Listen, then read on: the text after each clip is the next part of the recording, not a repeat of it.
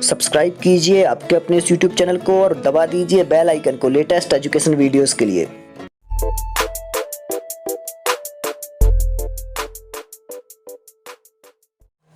Hi friends, कैसे हैं आप लोग। स्वागत है आप सभी का आपके अपने इस चैनल सुविज्ञा में। साथियों, आप यदि MP वर्ग 3 की तैयारी कर रहे हैं तो उसके लिए आपको वीडियो अपलोड हो ही रहे हैं। और यहाँ पर एक ऐसी सीरीज स्टार्ट कर रहा हूँ जो कि UP TET हुआ, बहुत सारे बड़े बड़े एग्जाम्स हैं, जैसे कि अभी TGT PGT स्टार्ट होने वाला है, तो उसके क्रम से वीडियोस डले हुए हैं, तो आप लोग प्लेलिस्ट में जाके और वो वीडियोस देख सकते हैं।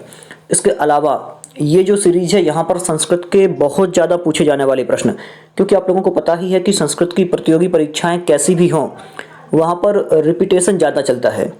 मैंने कई बार देखा है और बहुत सारी परीक्षाएं दे भी चुका हूँ। UP TGT और PGT भी मैं 2 बार दे चुका हूँ। तो जितनी भी परीक्षाएं मुझे देखने को मिली, लगभग रिपीटेशन वहाँ पर हुआ है। तो MP में भी जो अभी वर्ग 1 हुआ था, उसमें भी रिपीटेशन मुझे देखने को मिला। तो आप लोगों को इन प्रश्नों का अभ्यास बहुत ज़्यादा आवश्यक है। और आप लोगों को कुछ पूछना है तो मेरा इंस्टाग्राम अकाउंट आप लोग फॉलो कर लें। वहाँ पर मैं समय समय पर मैसेज देखता रहता हूँ और प्रतिदिन लगभग 30, 40, 50 लोगों के क्वेश्चंस आते हैं या फिर आप लोग पूछते हैं। तो आप लोगों को कोई PDF चाहिए तो आप लोग 6 महीने पहले के मैसेज देखें टेलीग्राम ग्रुप पर, वहाँ पर बहुत सारी PDF डली हुई हैं। और चलिए स्टार्ट करता हूँ। पहला क्वेश्चन, मोचय प्लस अनैन दिया हुआ है, में संधि क्या है? तो बताना है आपको क्या संधि बनती है मोचय और अनैन के मेल से। ऑप्शन दिया है मोचय नैन, मोचय अनैन, मोच अनैन या फिर मोचय अनैन। देखिए, थोड़ा सा आप लोगों को उच्चारण में लग रहा होगा कि मैं तीनों सकार का उच्चारण एक जैसा करता हूँ। तो चूंकि ये मदर टंग का होता है, मैं बुंदेलखंड से हूँ और यहाँ पर अधिकतर तीनों सकार जो हैं, जहाँ पर मैं रहता हूँ वहाँ तीनों सकार एक जैसे ही बोले जाते हैं। तो आप लोगों ने वो देखा होगा ना कि प्राकृत भाषा, तो प्राकृत और अपभ्रंश ये भाषाएं आप लोगों ने सुनी होंगी। तो प्राकृत में ये 2 शकार लोप हैं, इनका उच्चारण नहीं होता है। तो उसी प्रकार से हिंदी का जो विकृत रूप है वो बुंदेलखंडी है या फिर बुंदेली भाषा है, तो उसको मैं बोलता हूँ। तो ये जो शकार है ये बोलता हूँ मैं। तो थोड़ी सी प्रॉब्लम होती है, आप लोगों ने कई बार बोला भी है। चलिए, यहाँ क्या होगा सही? तो मोचय प्लस अनैन, मोचया नैन बनता है, ये रहेगा सही। आगे चलते थोड़ा सा फास्ट करने की कोशिश करेंगे। बिना शब्द के योग में कौन सी विभक्ति होती है? तो बिना शब्द के योग में आप लोगों को पता ही है, पृथक बिनानाभिष तृतीयान्यतरश्याम। ऑप्शन दिया है प्रथमा तृतीया षष्ठी, द्वितीय चतुर्थी पंचमी, तृतीय चतुर्थी पंचमी और द्वितीय तृतीया और पंचमी। और आप लोगों को बता भी दूं कि मेरा सिलेक्शन वर्ग 1 में अभी इसी साल ही हुआ है, तो और ज़्यादा अभ्यास है मुझे प्रश्नों का, और देखे हैं कि कैसे कैसे प्रश्न आगे पूछे गए हैं प्रतियोगी परीक्षाओं में। और मैंने लगभग पिछले जो परीक्षाएं हुई हैं बहुत सारी, उन सभी के क्वेश्चंस लगाए हुए हैं। चलिए आगे पूछा है, भाषा का प्रयोग कितने रूपों में होता है? तो भाषा का प्रयोग 2 रूप में होता है, लिखित और मौखिक रूप में। आगे चले, प्रत्येक वर्ग में कितने वर्ण होते हैं? तो प्रत्येक वर्ग में कितने वर्ण होते हैं? 5 वर्ण होते हैं। जैसे कि क वर्ग हुआ, च वर्ग हुआ, तो इसमें क ख ग घ ङ च छ ज झ ञ ट ठ, इस प्रकार से ता था दा धा ना ये होते हैं। आगे चलें, वस प्लस टिप जोड़ने पर क्या रूप बनता है?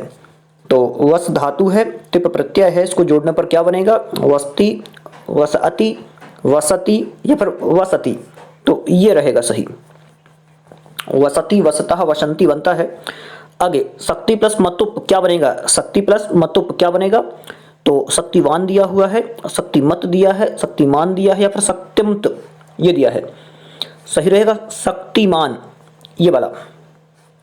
चलिए आगे चले, रूपवती प्रत्यय रूप में प्रकृति क्या है? तो बताना है आप लोगों को, प्रकृति प्रत्यय बताना है आप लोगों को। रूपवत, गीप, रूपवती, रूप प्लस वती, तो ये तो बिल्कुल से गलत हो जाएगा। आगे ये कहे इनमें से कोई नहीं होगा यहाँ पर, तो ये भी गलत है। आगे रूपवर्त प्लस संगीप, ये रहेगा सही। यहाँ पर हलंत नहीं था, यहाँ पर हलंत है, इसलिए अपन इसको ठीक माना है। चलिए आगे, एक सर्वनाम शब्द में या फिर एक सर्वनाम शब्द के सभी विभक्ति सभी वचनों में कितने पद बनते हैं?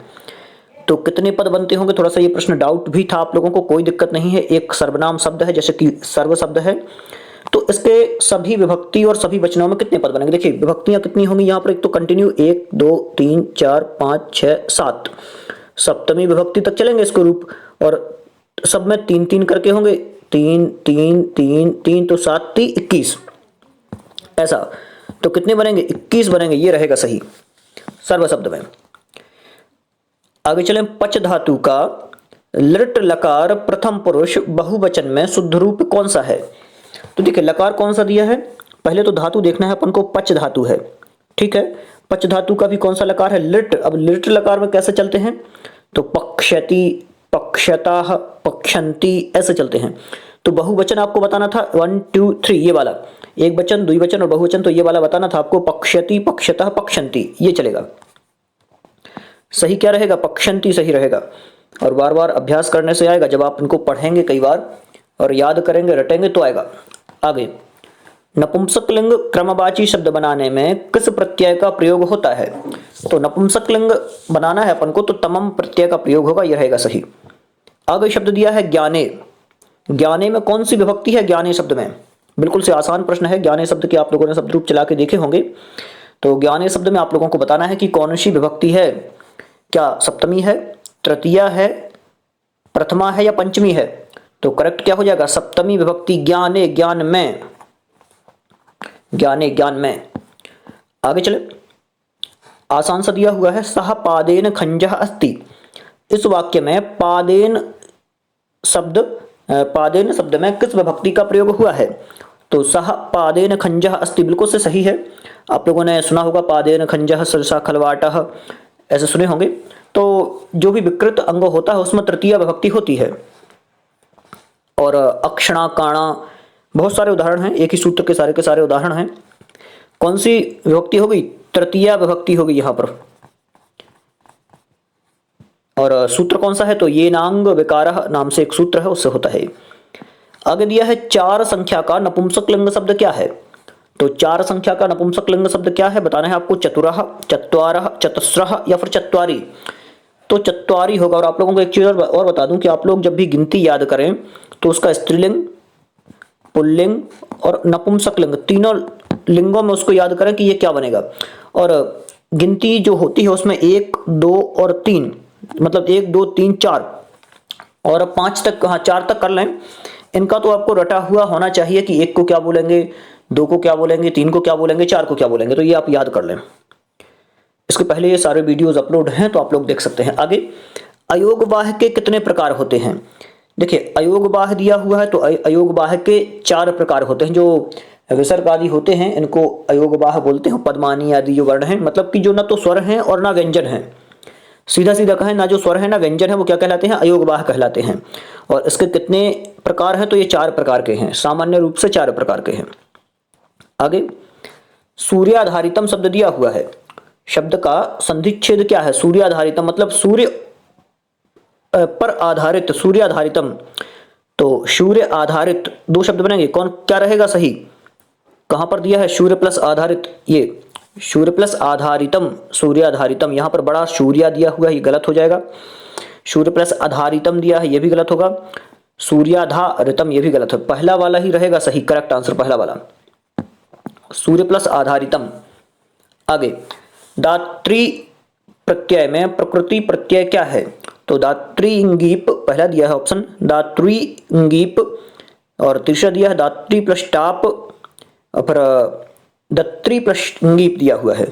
तो क्या रहेगा सही? यही वाला, अलग से ही दिख रहा है, री की रकार जो है वो नीचे लगी हुई है, ये वाली, दात्रिंग प्लस गीप। आगे, भाषा का प्रयोग कहाँ होता है?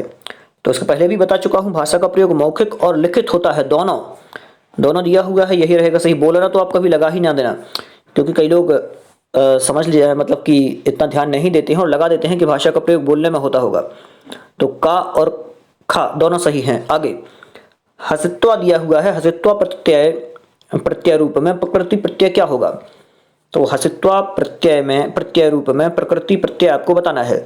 तो हस धातु त्वा प्रत्यय, हसी प्लस त्वा, हस प्लस त्वा या फिर हसित प्लस त्वा।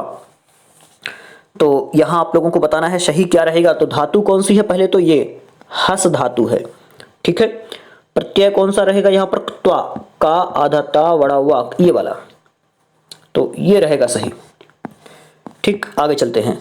पौराणिक प्रत्यय रूप में प्रकृति प्रत्यय क्या है? पौराणिक शब्द दिया है, पौराणिक शब्द में प्रकृति प्रत्यय क्या है? यदि हिंदी की बात आती तो अपन ये वाला लगा सकते थे, तो ये तो गलत है। पौरा प्लस ऋणक ये भी गलत है क्योंकि सार्थक पद चाहिए अपन को, और पौराण ये भी गलत है। पुराण प्लस ठक, हाँ ये हो सकता है, पुराण प्लस ठक, क्योंकि सार्थक पद है ना पुराण। और आप लोग ये चीज हमेशा देख लिया करें, सार्थक पदों में संधियां होती हैं, तो आप सार्थक पद देख लिया करें कि पुराण यहाँ पर सार्थक है, तो ये दिख रहा है, यहाँ कोई सार्थक पद नहीं दिख रहा है, तो यही रहेगा सही उत्तर, डी वाला। आगे चलें, दिया हुआ है एक सर्वनाम शब्द में कितनी विभक्तियों में पद बनते हैं? तो कितनी विभक्तियों में पद बनेंगे? तो बिल्कुल से आसान है, कितने? 1 से लेकर 7 तक पद बनते हैं, तो 7 में, ये होगा सही। आगे चलें, हशिष्यतः क्रियापद में कौन सा पुरुष है? हशिष्यतः क्रियापद में कौन सा पुरुष है? कौन सा पुरुष है? प्रथम पुरुष, मध्यम पुरुष, उत्तम पुरुष या फिर अन्य पुरुष? तो यह आप हटा ही दें ऑप्शन में, तो कौन सा पुरुष होगा? हशिष्यति, हशिष्यतः, हशिष्यन्ति, तो पहला वाला रहेगा सही। डबल रिपीट हुआ था क्योंकि ऑप्शन। आगे, यशोबलम दिया हुआ है, यशोबलम, यशोबलम शब्द का संधिच्छेद क्या है? तो यशः प्लस बलम, डायरेक्ट बता देता हूं, यशः प्लस बलम, यशोबलम होगा, ये वाला सही रहेगा। आगे, हेतु शब्द का प्रयोग या फिर हेतु शब्द के साथ किस विभक्ति का प्रयोग किया जाता है? तो षष्ठी हेतु प्रयोग, ये आप लोगों ने कारक में पढ़ा होगा। कौन सी विभक्ति रहेगा सही? षष्ठी विभक्ति का प्रयोग होगा। कौन सी विभक्ति का? तो शी जो है ये रहेगा इसका सही उत्तर, षष्ठी। आगे चलें, दिया हुआ है भाषा शब्द संस्कृत की धातु से बना है, तो संस्कृत की कौन सी धातु से बना है भाषा शब्द? ध्यान से, यहां पर शकार में मिस्टेक होगी, एक तो स दिया है ये वाला, दूसरा ये वाला, तीसरा ये वाला, चौथा ये वाला। तो भाषा शब्द जो है वो संस्कृत की किस धातु से बना है? तो सही क्या रहेगा? भाष्य धातु, ये वाला, मूर्धन्य शकार होगा यहां पर। चलिए आगे, दिया हुआ है ऊष्म वर्णों की संख्या कितनी है? तो आप लोगों को पता ही है, श, स, सा और ह, ये 4 प्रकार के ऊष्म वर्ण होते हैं, 4 है संख्या यहां पर, ये रहेगा सही ऊष्म वर्णों की संख्या। अंतस्थ पूछ लेता तो उनकी भी संख्या 4 है, यरो अंतस्थः। आगे, गुरुता शब्द दिया हुआ है, तो गुरुता प्रत्यय रूप में प्रकृति प्रत्यय क्या है? तो गुरुता बिल्कुल से आसान ही है, गुरु प्लस तल दिया ही हुआ है, तल प्रत्यय होगा, तलंतम स्त्रियाम सूत्र है, गुरुता, ये रहेगा पहला वाला ही सही। आगे, किशोर प्लस गीप क्या बनेगा? किशोर प्लस गीप जोड़ने पर क्या रूप बनता है? तो ऑप्शन पहला दिया है, किशोरी बनता है क्या, या फिर किशोरी बनता है क्या, या फिर किशोरी बनता है, या उपरोक्त सभी? क्या रहेगा सही? ये वाला जो सी दिया हुआ है यही रहेगा इसका सही उत्तर।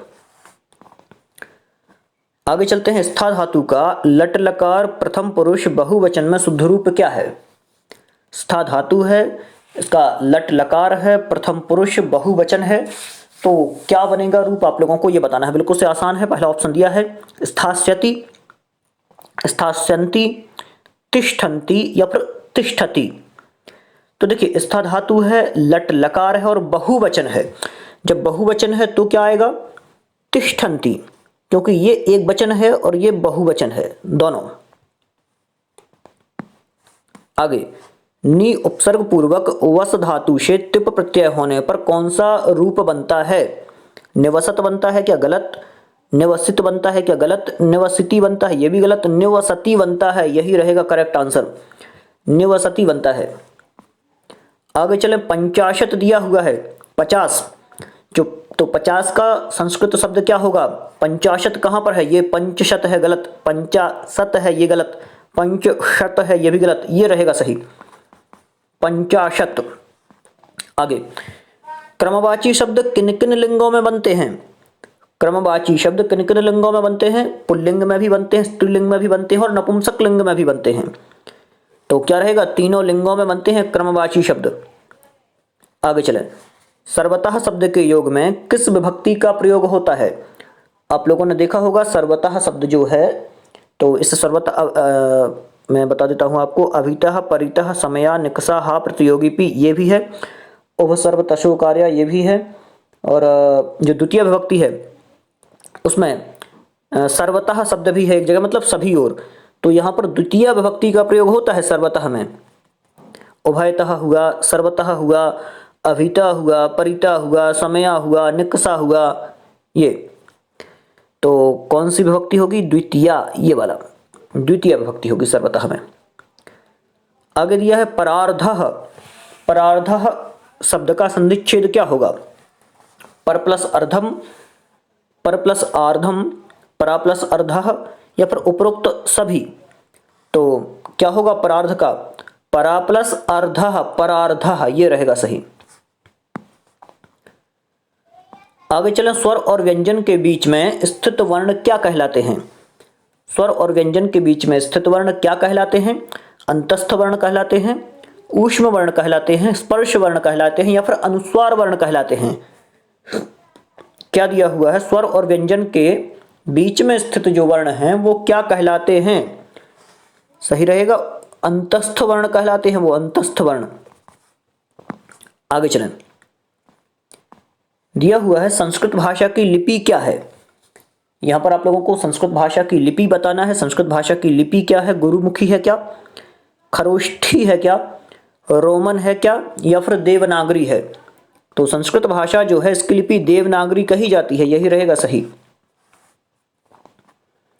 तो आज के लिए इतना ही रहने देते हैं। बहुत कुछ आज कवर अपन कर चुके हैं, बहुत सारे क्वेश्चंस, और कोशिश मेरी यही है कि इसी प्रकार से इस सीरीज को बहुत ज़्यादा लंबा किया जाए। संस्कृत की जो प्रश्नोत्तरियाँ हैं ये बहुत सारे क्वेश्चंस आपके कराए जाएं, क्योंकि मैंने यूट्यूब पर देखा बहुत ही गलत आंसर दे रखे हैं कई लोगों ने। और चूंकि गलती किसी की नहीं है, संस्कृत पढ़ाने वाले चैनल बहुत कम हैं, गिने चुने आप लोगों ने देखा होगा जो बड़े बड़े विद्वान हैं, तो उन लोगों के पास टाइम थोड़ा सा कम होता है तो वो ज़्यादा यूट्यूब पर नहीं आ पाते। लेकिन जो फिर भी श्रेष्ठ विद्वानों की गिनती में आते हैं, अच्छा पढ़ाते हैं, तो ऐसे चैनल बहुत ही कम हैं। तो इसलिए क्वेश्चंस की ज़्यादा अपन लोगों को ज़रूरत है। गिने चुने 5-6 चैनल होंगे जो संस्कृत पढ़ा रहे होंगे, 3-4 चैनल होंगे, लेकिन उन पर भी इतने ज़्यादा वीडियोस अपलोड नहीं हो पाते हैं। तो कोशिश ये करेंगे कि बहुत सारे संस्कृत के क्वेश्चंस आप लोगों को लगवाएं। तो एक संग्रह भी होगा और आप लोगों को मजा भी आएगा क्वेश्चंस को पढ़ने में। बहुत बहुत धन्यवाद आप सभी का। आप लोग ये वीडियो अपने संस्कृत के ग्रुप्स में जरूर शेयर करें, और यदि आपने चैनल सब्सक्राइब नहीं किया है तो सब्सक्राइब भी कर लें।